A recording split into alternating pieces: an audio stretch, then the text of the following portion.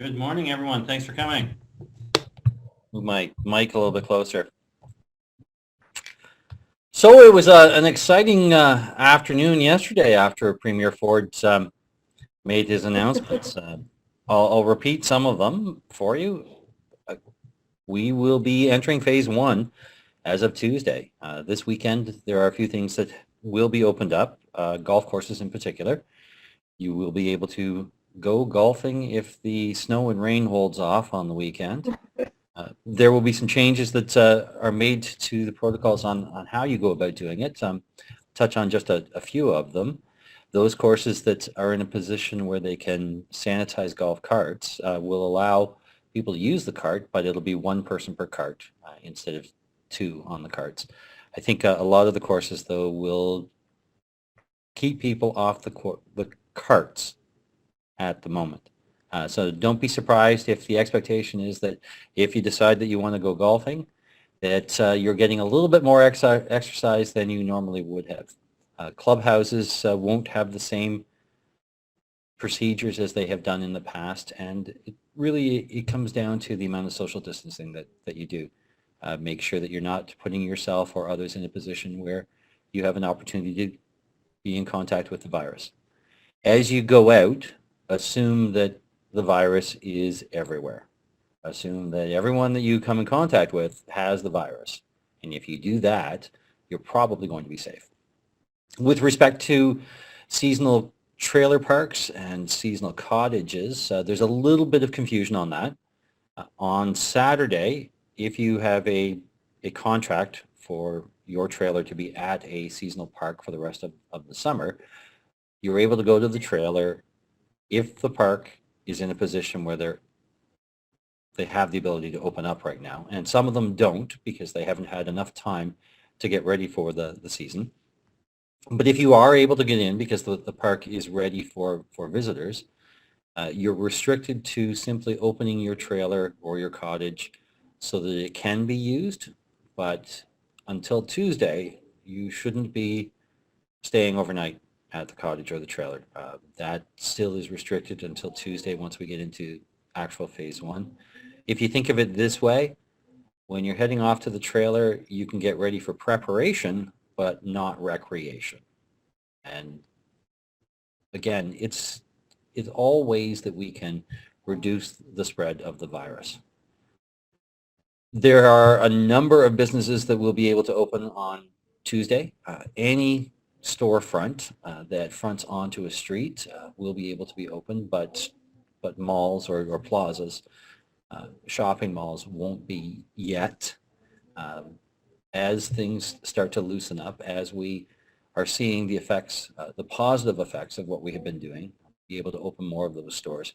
We have to take a lot of the lessons that are learned from the social distancing, from protocols that the companies will be putting in place, the retail outlets that will be putting in place, and make sure that we can apply those across the board. I've had a lot of people reach out to us in the last 24 hours wondering why a shopping mall like Lansdowne Place can't open when a strip plaza can. And what it comes down to is you probably have the ability to limit the number of people who are coming into your individual store, but it's very, very difficult to have that social distancing to limit the number of people who come into the shopping mall itself. And we want to make sure that we're doing this in the most responsible way to prevent the spread of COVID-19. I mentioned it yesterday. I'll repeat it again.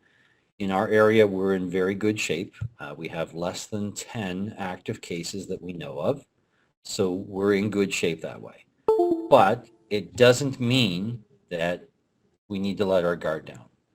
We have to continue down the path, assuming that everyone that you meet has COVID-19 and everything you touch has the potential of having the COVID-19 virus on it. And if we stay the course, if we keep with the social distancing, if we keep with the cleanliness practicing, then we're going to come through this just fine.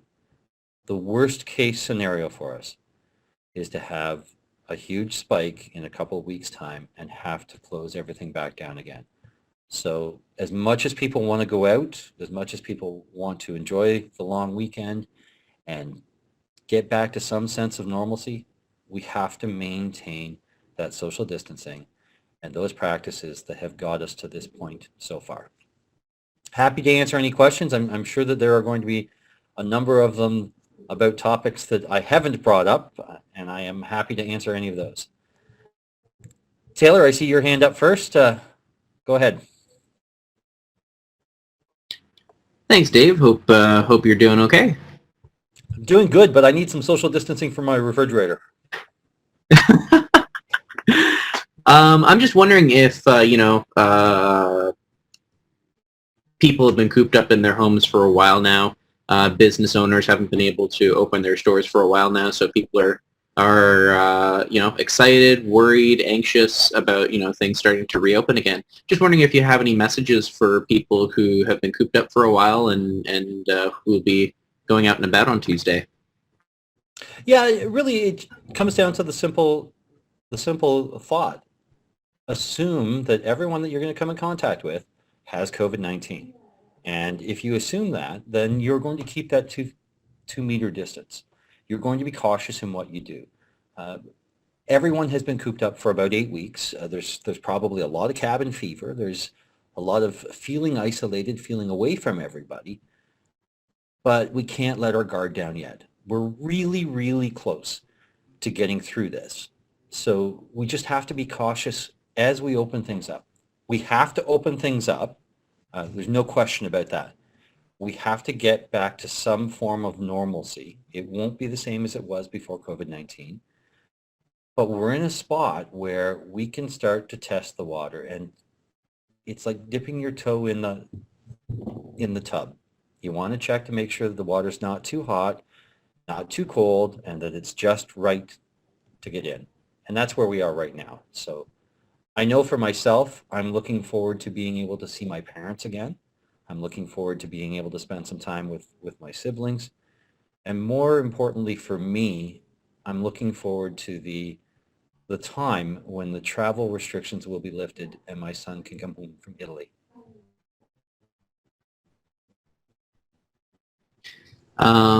In regards to the economy, how do you think that the economy is going to fare throughout all of this and the kind of slow stage recovery period? We've never been through something like this before, so there isn't any modeling that we can look back to say there'll be a recovery this way or there'll be a recovery that way. What has affected the economy is not the fundamentals of the economy itself being at risk. It is the pandemic itself. How soon can we have consumer confidence? That's going to be the key to getting the economy going again. When will people feel comfortable that they're able to go out and do some of the things that they could do before? Once that happens, then I think you're going to see Ontario's economy recover relatively quickly. There are definitely going to be some challenges, though, no question about that. I can't give you a great in-depth economic theory on it because no one has ever seen something like this before. What I do know is that our underlying fundamentals for Ontario are in good shape. Our manufacturing industries have retooled to supply COVID-19 PPE, and we have a commitment from the Premier that we're never going to be in a position again where we're relying on other countries to supply us with this much PPE.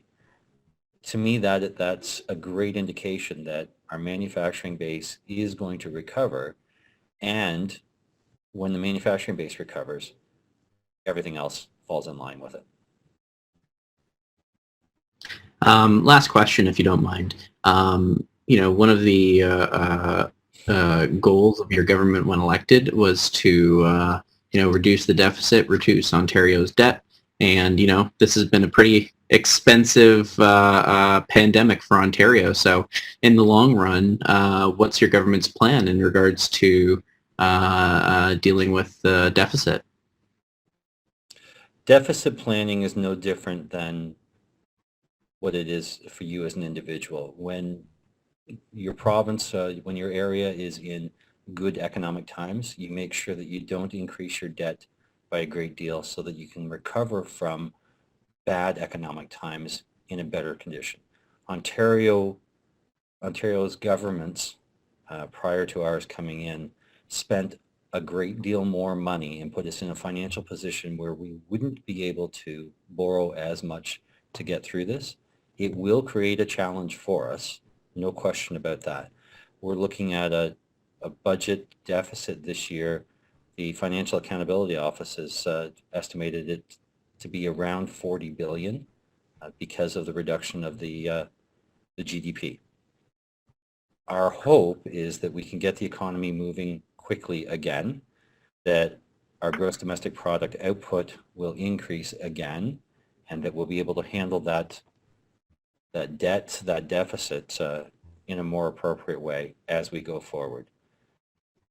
The key to it is to stimulate the economy. When the economy is going well, then government revenues are up. When people are spending money at their discretion, when they're buying things like more clothes, recreation vehicles, they're going for vacations, they're having trips, they're going out to restaurants.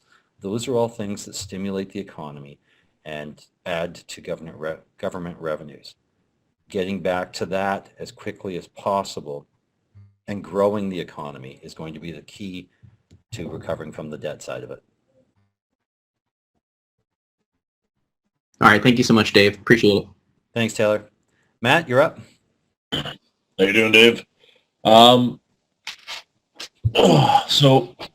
the new phases were announced yesterday, and as of Tuesday, racetracks will be allowed to reopen. Now, what does that mean for Kawartha Downs? Kawartha Downs is in a little bit different situation than some of the other racetracks. They have some slots that are there. There's going to be some challenges that they face with that in terms of social distancing. I don't believe that we have casinos ready to open as part of it. When you're looking at the racing aspect itself, we're not ready to have large gatherings. So racing per se, where it can be broadcast, that can be opened. It's a different model than what they have been used to. I haven't spoken to the ownership at Kawartha Downs yet, so I don't know what their plan is as they start to open, but it's going to be a very, very different model initially for them this year. I don't want to speculate on how they're going to do it because I haven't had an opportunity yet to discuss it with them. All right. And do you know if they have the ability to broadcast for the races? I have no clue with that. So right now they have the ability to do closed captioning broadcasting within their own facility. So it's not that big of a stretch to take the technology that they're using there and broadcast it across the internet. But I think what's going to need to happen for all of the racetracks, not just Kawartha Downs, but all of these racetracks, is they're going to need to be working in conjunction with other broadcast companies. We haven't had any sporting events for 8 weeks on television. There's an appetite for live events to happen, and it's going to mean working in collaboration then with different broadcasters to try and get that content out on traditional media like a television. But again, I haven't spoken directly to Kawartha Downs, so I don't know whether or not they have gone into conversations with any of the broadcasters on it. I suspect that it is purely hypothetical on my part, but I suspect that the Sportsnets of the world, the TSNs of the world, and so on, are crying for good live entertainment. We can only watch so much World Series of Poker and still be interested because it's not really a sport. North America is not typically fans of darts. I know that they are huge fans of it in the UK, and I know that they have been broadcasting a lot of that because that's the only live content that they can get. This is going to offer up a new opportunity for them. It's a new business opportunity for the racetracks. It's a new broadcast opportunity for the sports stations. And if you use the CFL as an example, when TSN first got the broadcast rights to the CFL, viewership was in around to 200,000 people per game. It wasn't a huge number for them.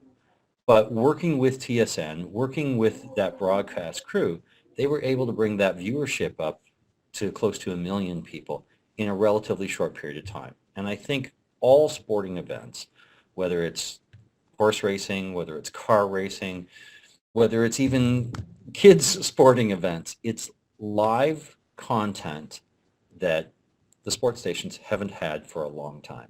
And it'll open up new opportunities for them. We have extra 90.5 on here. This might be one of those opportunities for them to do live play-by-play of horse racing that they may never have considered before. And having some kind of a partnership might work really, really well for them. All right. Thank you. Since I threw extra 90.5 under the bus there, do you guys want to open up and ask me some questions as well?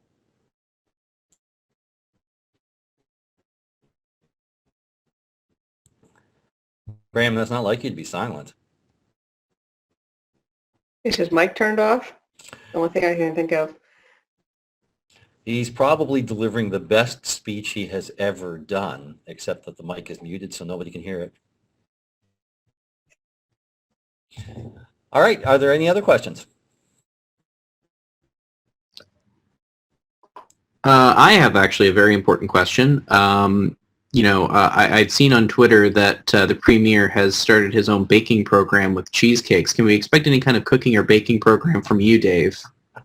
That's an interesting question, Taylor. To be for full disclosure, in the early 90s, I owned a pizzeria. So, yes, I had actually thought that as part of COVID-19, I would give everyone a lesson on how they can make pizza dough from scratch, how they could make pizza sauce from scratch, and then cook it on the barbecue, because there is nothing better than barbecued pizza. We'll try and put something together for you for next week. All right, that's great to hear. Thanks, Dave.